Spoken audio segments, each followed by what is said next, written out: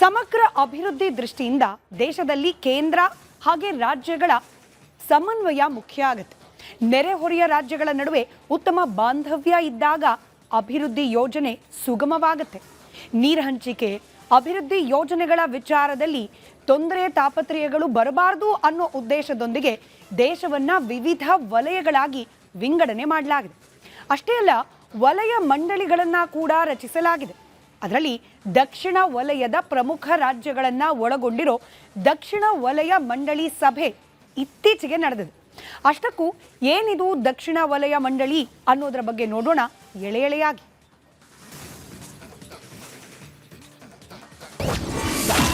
ದಕ್ಷಿಣ ವಲಯ ಮಂಡಳಿ ಸಭೆಯ ಉದ್ದೇಶವೇನು? ರಾಜ್ಯಗಳ ಗಡಿ ದಾಟಿ ಸಹಕಾರ ಅಭಿವೃದ್ಧಿ ಚರ್ಚೆ. ದೇಶದಲ್ಲಿ ಕೇಂದ್ರ ಸರ್ಕಾರ ಮತ್ತು ವಿವಿಧ ರಾಜ್ಯ ಸರ್ಕಾರಗಳ ನಡುವೆ ಅಥವಾ ನೆರೆಹೊರೆಯ ರಾಜ್ಯಗಳ ನಡುವೆ ಸುಸೂತ್ರ ಬಾಂಧವ್ಯ ಇರೋದು ಅತ್ಯಂತ ಅಗತ್ಯ. ಯಾವುದೇ ಗಡಿ ವಿವಾದಗಳು, ನೀರು ಹಂಚಿಕೆ ಅಥವಾ ಅಭಿವೃದ್ಧಿ ಯೋಜನೆಗಳ ವಿಚಾರದಲ್ಲಿ ಯಾವುದೇ ತೊಂದರೆ ಬರಬಾರದು ಅನ್ನೋ ಉದ್ದೇಶದಿಂದ ದೇಶವನ್ನ ವಿವಿಧ ವಲಯಗಳಾಗಿ ವಿಂಗಡಿಸಿ ವಲಯ ಮಂಡಳಿಗಳನ್ನಾಗಿ ರಚಿಸಲಾಗಿದೆ. ಇವುಗಳಲ್ಲಿ ದಕ್ಷಿಣ ವಲಯದ ರಾಜ್ಯಗಳನ್ನ ಒಳಗೊಂಡಿರುವ ದಕ್ಷಿಣ ವಲಯ ಮಂಡಳಿ ಕೆಲಸ ಮಾಡ್ತಾ ಇದೆ. ದಕ್ಷಿಣ ಭಾರತದ ಪ್ರತಿಯೊಂದು ರಾಜ್ಯದ ಅಭಿವೃದ್ಧಿ, ಭದ್ರತೆ ಹಾಗೂ ಒಟ್ಟಾರೆ ಒಕ್ಕೂಟ ವ್ಯವಸ್ಥೆ ಬಲಪಡಿಸುವುದಕ್ಕೆ ಈ ವೇದಿಕೆ ನಿರಂತರವಾಗಿ ಕೆಲಸ ಮಾಡ್ತಾ ಇದೆ.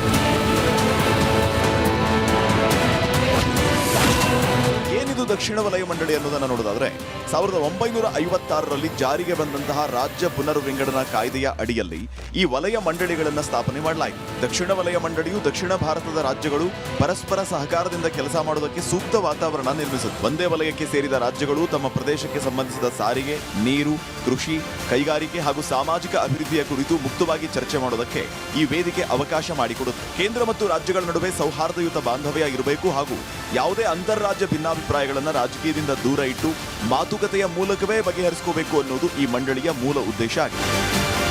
ದಕ್ಷಿಣ ವಲಯ ಮಂಡಳಿಯ ಮಹತ್ವದ ಸಭೆಗಳು ಪ್ರತಿ ಬಾರಿಯೂ ಸದಸ್ಯ ರಾಜ್ಯಗಳಲ್ಲಿ ಸರದಿಯ ಪ್ರಕಾರ ಬೇರೆ ಬೇರೆ ನಗರಗಳಲ್ಲಿ ನಡೆಯುತ್ತೆ.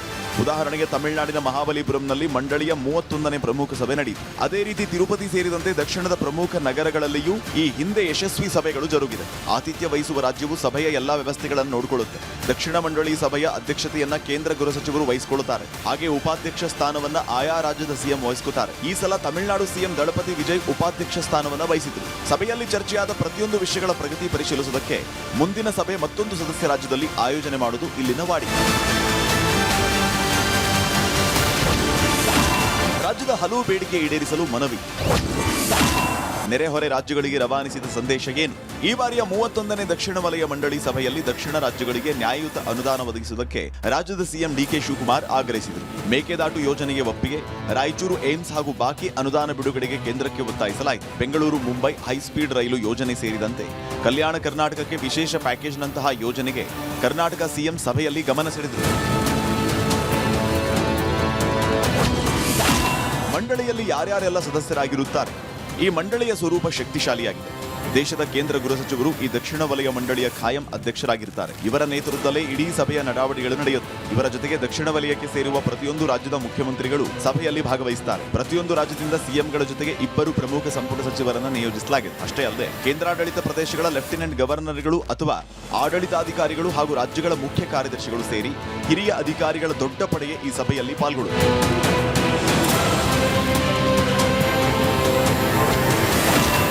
ಯಾವೆಲ್ಲ ರಾಜ್ಯಗಳು ಕೇಂದ್ರಾಡಳಿತ ಪ್ರದೇಶ ಭಾಗಿಯಾಗ್ತಾರೆ ಅನ್ನೋದನ್ನು ನೋಡೋದಾದ್ರೆ ದಕ್ಷಿಣ ವಲಯ ಮಂಡಳಿಯ ವ್ಯಾಪ್ತಿಗೆ ಪ್ರಮುಖವಾಗಿ 6 ರಾಜ್ಯಗಳು ಹಾಗೂ ಕೇಂದ್ರಾಡಳಿತ ಪ್ರದೇಶಗಳು ಒಳಪಡುತ್ತವೆ. ಕರ್ನಾಟಕ, ತಮಿಳುನಾಡು, ಆಂಧ್ರಪ್ರದೇಶ, ತೆಲಂಗಾಣ, ಕೇರಳ ಮತ್ತು ಗೋವಾ ರಾಜ್ಯಗಳು ಇದರ ಮುಖ್ಯ ಸದಸ್ಯರು. ಇದರೊಂದಿಗೆ ಕೇಂದ್ರಾಡಳಿತ ಪ್ರದೇಶಗಳಾದ ಪುದುಚೇರಿ, ಲಕ್ಷದ್ವೀಪ್ ಹಾಗೂ ಅಂಡಮಾನ್ ಮತ್ತು ನಿಕೋಬಾರ್ ದ್ವೀಪಗಳ ಪ್ರತಿನಿಧಿಗಳು ಸಭೆಯಲ್ಲಿ ಭಾಗಿಯಾಗ್ತಾರೆ. ಎಲ್ಲಾ ರಾಜ್ಯಗಳ ಮುಖ್ಯಮಂತ್ರಿಗಳು ಮತ್ತು ಉನ್ನತಾಧಿಕಾರಿಗಳು ಒಂದೇ ವೇದಿಕೆಯಲ್ಲಿ ತಮ್ಮ ರಾಜ್ಯಗಳ ಸಮಸ್ಯೆ ಪರಸ್ಪರ ಹಂಚಿಕೊತಾರೆ. ಅಂದಹಾಗೆ ಈ ಮಂಡಳಿಯ ಪ್ರಮುಖ ಉದ್ದೇಶ ಮತ್ತು ಕಾರ್ಯತಂತ್ರಗಳ ಬಗ್ಗೆ ನೋಡೋದಾದ್ರೆ ನೆರೆಹೊರೆಯ ರಾಜ್ಯಗಳ ನಡುವೆ ಯಾವುದೇ ಗಡಿ ವಿಚಾರ ಮಾತುಕತೆಯ ಮೂಲಕ ಬಗೆಹರಿಸಿಕೊಳ್ಳುವುದು, ನದಿ ನೀರು ಹಂಚಿಕೆಗೆ ಸಂಬಂಧಪಟ್ಟಂತೆ ಸಣ್ಣ ಪುಟ್ಟ ಅಸಮಾಧಾನಗಳ ಬಗ್ಗೆ ಚರ್ಚೆ ಮಾಡೋದು, ನೀರು ಹಂಚಿಕೆ ವಿಚಾರವನ್ನ ಕೋರ್ಟ್ ಮೆಟ್ಟಿಲೇರುವ ಮುನ್ನವೇ ಸೌಹಾರ್ದಯುತವಾಗಿ ಬಗೆಹರಿಸಿಕೊಳ್ಳುವುದು ಪ್ರಮುಖ ಆದ್ಯತೆಯಾಗಿದೆ. ಇನ್ನು ಇದರ ಜೊತೆಗೆ ಅಂತಾರಾಜ್ಯ ವ್ಯಾಪಾರ ವಹಿವಾಟಿಗೆ ಇರುವ ಅಡೆತಡೆ ನಿವಾರಿಸುವುದು, ಉಭಯ ರಾಜ್ಯಗಳ ಮಧ್ಯೆ ಉತ್ತಮ ಸಾರಿಗೆ ಸಂಪರ್ಕ ಉತ್ತಮಪಡಿಸುವುದಾಗಿದೆ. ಹಾಗೆ ನೈಸರ್ಗಿಕ ವಿಕೋಪಗಳು ಬಂದಾಗ ರಾಜ್ಯಗಳು ಪರಸ್ಪರ ಹೇಗೆ ನೆರವಾಗಬೇಕು ಅನ್ನೋದಕ್ಕೆ ಸ್ಪಷ್ಟ ರೂಪುರೇಷೆ ತಯಾರಿಸುವುದು ಮಂಡಳಿಯ ಮುಖ್ಯ ಉದ್ದೇಶ.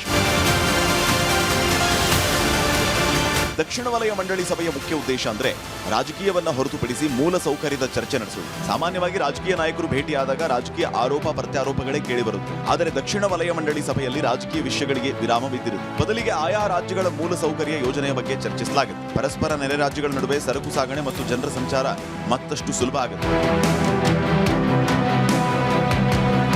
ಕರಾವಳಿ ಭದ್ರತೆಯನ್ನ ಬಲಪಡಿಸುವುದು ಮತ್ತು ಮೀನುಗಾರರು ಎದುರಿಸುವ ಸಮಸ್ಯೆಗಳಿಗೆ ಜಂಟಿ ಪರಿಹಾರ ಕಂಡುಕೊಳ್ಳುವುದು ಕೂಡ ಸಭೆಯ ಪ್ರಮುಖ ಭಾಗ. ಪ್ರಸ್ತುತ ಸನ್ನಿವೇಶದಲ್ಲಿ ಎದುರಾಗ್ತಾ ಇರೋ ಸೈಬರ್ ಅಪರಾಧಗಳ ತಡೆ ದೊಡ್ಡ ಸಮಸ್ಯೆಯಾಗಿದೆ. ಆಂತರಿಕ ಭದ್ರತೆ ಮತ್ತು ಮದ್ಯ ಅಥವಾ ಮಾದಕ ದ್ರವ್ಯಗಳ ಅಕ್ರಮ ಸಾಗಣೆ ತಡೆಯುವುದಕ್ಕೆ ರಾಜ್ಯಗಳು ಪರಸ್ಪರ ಹೇಗೆ ಮಾಹಿತಿ ಹಂಚಿಕೋಬೇಕು ಅನ್ನೋದನ್ನ ಸಭೆಯಲ್ಲಿ ನಿರ್ಧರಿಸಲಾಗುತ್ತೆ. ಅದರ ಜೊತೆಗೆ ಕೇಂದ್ರ ಸರ್ಕಾರದ ಪ್ರಮುಖ ಯೋಜನೆಗಳಾದ ಡಿಜಿಟಲ್ ಪಾವತಿ ಉತ್ತೇಜನಕ್ಕೆ ಆದ್ಯತೆ ನೀಡಲಾಗುವ ಬಗ್ಗೆ ಚರ್ಚಿಸಲಾಗುತ್ತೆ. ಅಷ್ಟೇ ಅಲ್ಲದೆ ಕೇಂದ್ರದ ಬೃಹತ್ ಯೋಜನೆಗಳನ್ನ ರಾಜ್ಯ ಮಟ್ಟದಲ್ಲಿ ಯಶಸ್ವಿಯಾಗಿ ಅನುಷ್ಠಾನಕ್ಕೆ ತರುವ ಬಗ್ಗೆ ಕೇಂದ್ರ ಗೃಹ ಸಚಿವರು ಮತ್ತು ರಾಜ್ಯದ ಸಿಎಂಗಳು ಸಮಾಲೋಚನೆಯನ್ನು ನಡೆಸುತ್ತಾರೆ.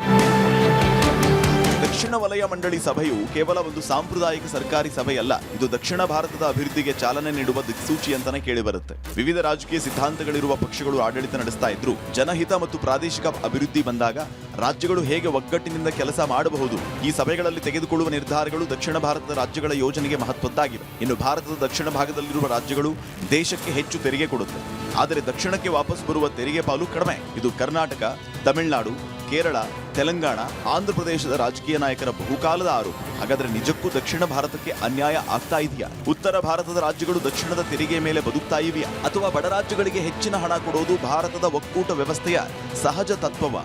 ಈ ಪ್ರಶ್ನೆಗಳಿಗೆ ಉತ್ತರ ಅದು ಈ ಎಳೆ ಎಳೆಯ ವಿವರಗಳ ಮುಂದಿನ ಎಳೆ.